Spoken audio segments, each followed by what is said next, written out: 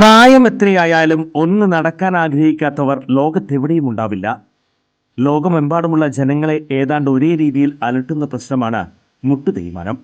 45 കഴിഞ്ഞവർക്ക് മുട്ടുതേയ്മാനം കണ്ടുവരുന്നുണ്ട്. മുട്ടുതേയ്മാനം സംഭവിച്ചവർ മുട്ടുമടക്കാൻ പോലും കഴിയാതെ വീടിനുള്ളിൽ ഒതുങ്ങിക്കൂടേണ്ടി വരുന്ന അവസ്ഥയാകും.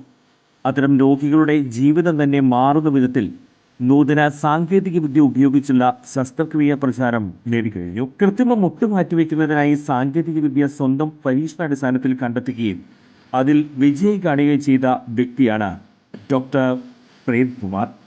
വടക്കാഞ്ചേരിയിലെ മാക്സ് കെയർ ഹോസ്പിറ്റലിലാണ് ഡോക്ടർ സർജറി. ഇവരുടെ ഈ സേവനം എന്നെ കേൾക്കുന്ന നിങ്ങൾക്ക് ആർക്കെങ്കിലും ആവശ്യമുണ്ടെങ്കിൽ ഡോക്ടറെ കോണ്ടാക്ട് ചെയ്യണം.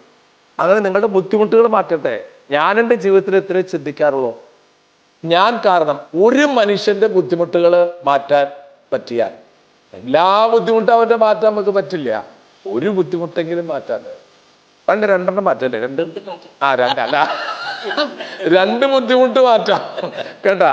കാലിന്റെ മുട്ടിന്റെ ബുദ്ധിമുട്ട് അത് നമ്മൾ മാറ്റി തരും.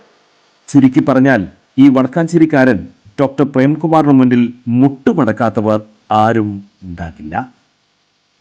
ഗ്ലോബൽ പബ്ലിക് സ്കൂൾ NOC ഹാജരാക്കിയില്ലെന്ന് മന്ത്രി വി ശിവൻകുട്ടി.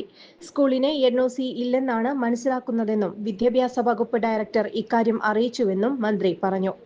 9ാം ക്ലാസ് വിദ്യാർത്ഥിയായ മിഹിറിന്റെ ആത്മഹത്യയുമായി ബന്ധപ്പെട്ട വിദ്യാഭ്യാസ വകുപ്പിന്റെ അന്വേഷണ റിപ്പോർട്ട് ഇന്ന് ലഭിക്കുമെന്നും റിപ്പോർട്ട് ലഭിച്ച ശേഷം തുടർ നടപടി ഉണ്ടാകുമെന്നും മന്ത്രി വി ശിവൻകുട്ടി വ്യക്തമാക്കി.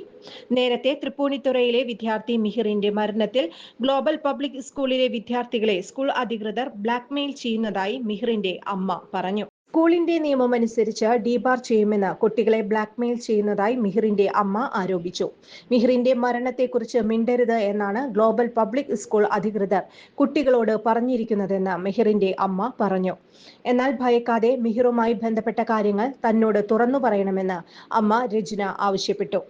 റാഗിങ്ങിനെ തുടർന്ന് ഗ്ലോബൽ പബ്ലിക് സ്കൂൾ വിദ്യാർത്ഥി മിഹിർ ജീവനൊടുക്കിയ സംഭവത്തിൽ അന്വേഷണം ഊർജിതമാക്കിയിരിക്കുകയാണ് പോലീസ്. മിഹിറിന്റെ രക്ഷിതാക്കൾ പോലീസിന് കൈമാറിയ പരാതിയിലാണ് ക്രൂരമായ റാഗിങ്ങിനെ കുറിച്ച് പുറംലോകം അറിയുന്നത്. കൂടുതൽ വാർത്തകൾക്ക് ഞങ്ങളുടെ ചാനൽ സബ്സ്ക്രൈബ് ചെയ്യുക. ഫേസ്ബുക്ക് ഫോളോ അപ്പ് ചെയ്യുക. വാർത്തകൾ വേഗത്തിലറിയാൻ Anytime News.